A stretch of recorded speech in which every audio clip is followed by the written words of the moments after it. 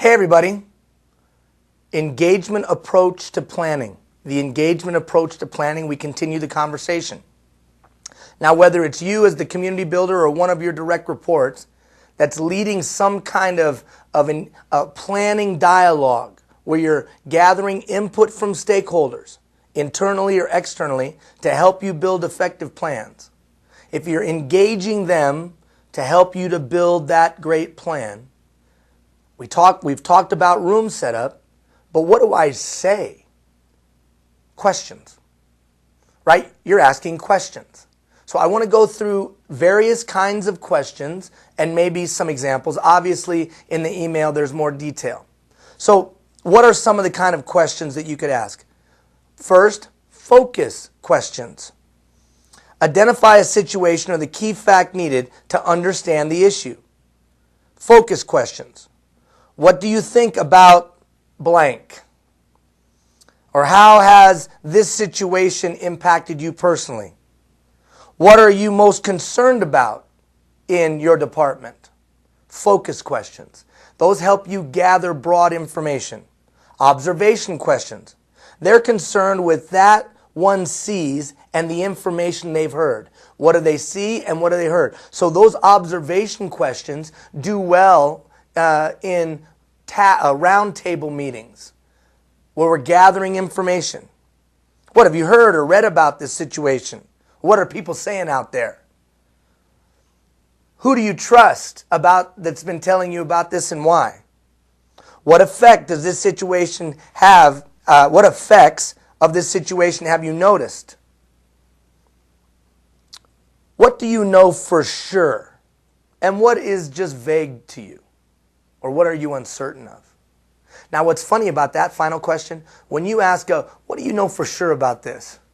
You as an executive leader or you as a leader, when they give you misinformation and they say they know it for sure, you know you got a major red flag there, right? You start to be able to focus the energies. If this is some kind of feedback gathering, right? Those observation questions can be very effectively used in feedback gathering. Analysis questions. That's pretty simple. That's as simple as, what do you think about blank? What are the reasons for blank? What's the relationship of and to?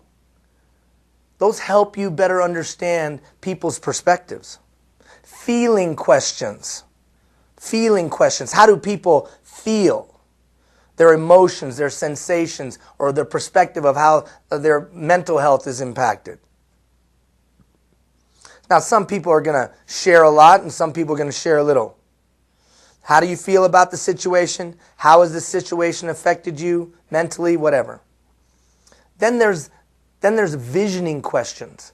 These are the kind of questions that you might do when you're developing action plans or strategies, or when you're building next year's goals for that group or for the department. Visioning questions. What would you like it to be? Now that sounds really simple, but we rarely ask that question. We'll listen to all kinds of feedback, but we rarely say, tell me what you'd like it to be like. When I'm interacting with somebody one-on-one, I can say, how would you like to be supervised? How would you like to be led? What would you like it to be like? What is the meaning of this situation in your own life? Now you might rephrase that, but basically you're saying, what's relevant to you? Those are visioning questions. And they're concerned with identifying ideals, dreams, and values, because that's what really makes people go. Change questions. What will it take to bring this current situation towards that ideal you've just stated? What exactly needs to change here? What are the changes that you've seen and read about? How might these changes come about? How can you make a difference? How did these changes come about? Talking about how do we get from a situation to a worse situation or whatever. Now, why are those change questions so important? Because you're establishing expectation. You're establishing expectation, and we're moving towards that ownership that we've talked about in this whole engagement planning as one of the residual benefits. How about this? Consider the alternative kind of questions. Such questions examine alternatives that arise from the vision and the ways things could change. So in other words, implying there's many different ways to reach a goal. What are all the ways you think that we could do this? How could we reach this goal? What are some other ways? Be sure to tell me if other ideas come up. Again, we're planting the seeds of potential alternatives. I talked to you about brainstorming. I call it tapping into collective intelligence. All of these questions help you, but they need to be used at the appropriate time in the appropriate place. How about considering the consequences kind of questions?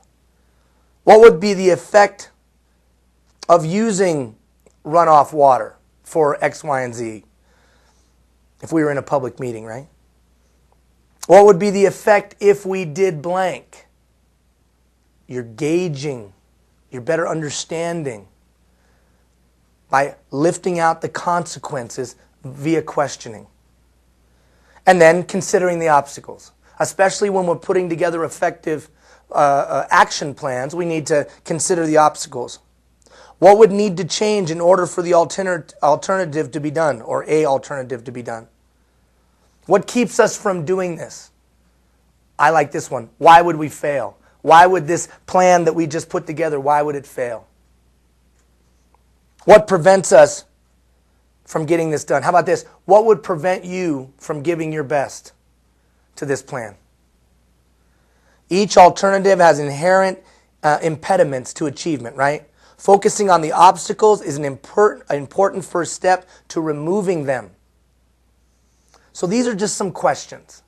When used appropriately, questioning can get us to our desired outcome of using the planning process to engage stakeholders, to buy in, be a part, and then execute.